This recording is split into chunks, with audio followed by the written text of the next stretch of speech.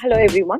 In this episode of Zooming In, I'm really happy to be talking with a young entrepreneur from Mumbai, one of the top trailblazers, one of the most powerful women in impact, recognized by magazines like Forbes India, Business Today, winner of many awards and fellowships. Here is Suhani Mohan, the co founder and CEO of Saral Designs, a Mumbai based startup providing high quality yet affordable menstrual hygiene products to low income women in India. Welcome, Suhani. Thank you for having me, Deepa. It's a pleasure being here. What was the eureka moment like that made you start Saral? So, more than a eureka moment, it was something that was building up over the years and over a lot of disparity that I had to see. So, after graduating from IIT Bombay, I actually started working in an investment bank, and that was in Mumbai. So, from my house to my office, I would cross urban slums of Dharavi every day and see the disparity between the regions I was crossing to where my office was, which was really clean, spick and span. So that just kept bothering me for a while. So I just thought that there's something more that I need to do apart from my daily job to make me feel better about, having this privilege and feeling okay about it. So I started volunteering for CSR activities. And that was when, for the first time, I heard about the problem of menstrual hygiene. So we were volunteering with Goonj, and Anshu Gupta, who's the founder of Goonj and also a Maxis Award winner. He mentioned that how in a lot of difficult geographies in India, women still use old cloth rags in their houses. And many a times they reuse it because even access to cloth, clean cloth, is not that viable in these communities. They contract tetanus and infections, reproductive tract infections, and even death due to periods. And I was 23 then, and I really felt ashamed by the fact that I spent about 100 rupees every month to manage my periods, and never thought about how would women in more difficult situations be managing their periods. And they have almost, half of the globe menstruates, and it's still a problem that we haven't resolved. So I just felt that if I have to put my skills to use into something, it should be this problem. Superb.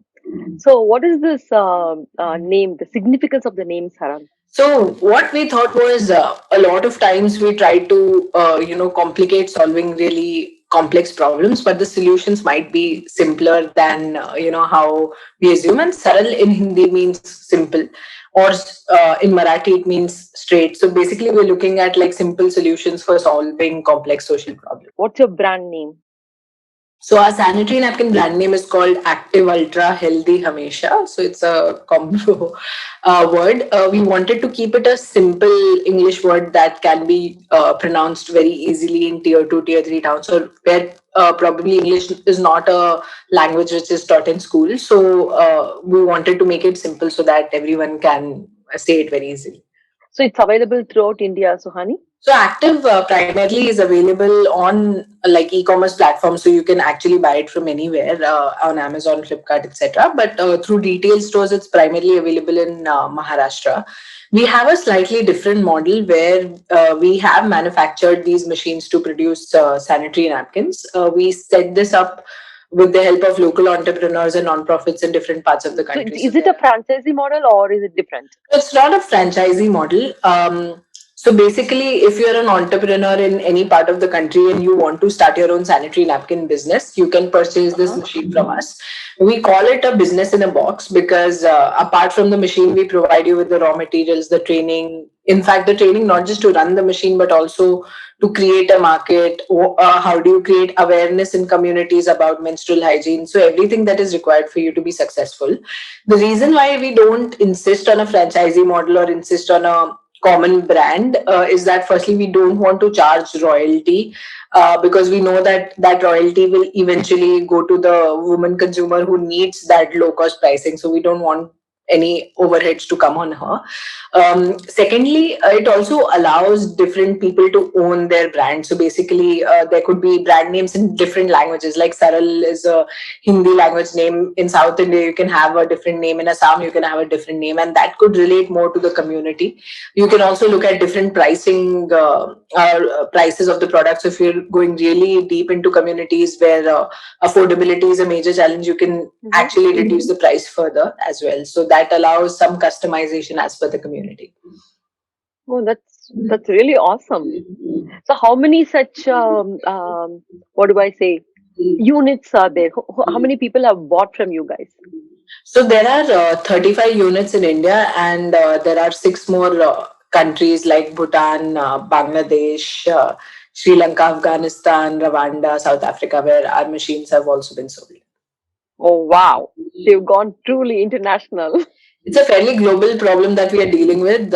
Even though we designed it specifically for India, we realized that similar problems exist in most of the developing countries as well. So when I went to your website, I saw that it's a high quality product, yet affordable price. So I immediately got me thinking, how is she even managing?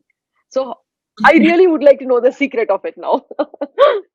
So I think it's actually breaking down the cost of where it is really coming from, and this takes me back to 5 years ago when we were actually doing research on how to make sanitary napkins more affordable. But one thing principally we kept in mind was I and other women in our startup should be able to use the same product that we are offering to semi-urban and rural women. So that was a fundamental driver for this change, because a lot of times low cost innovations don't come because it is assumed that okay, if you are giving it at low cost, it can be low quality, and women in that price range will not understand quality, and all those things are there in mind, which is not true. Of course, if you're a woman, you bleed similarly irrespective of which part of the country you come from. And it's also about dignity. I think people just assume that women don't need that. So with that, we really struggled on seeing where exactly we can cut costs.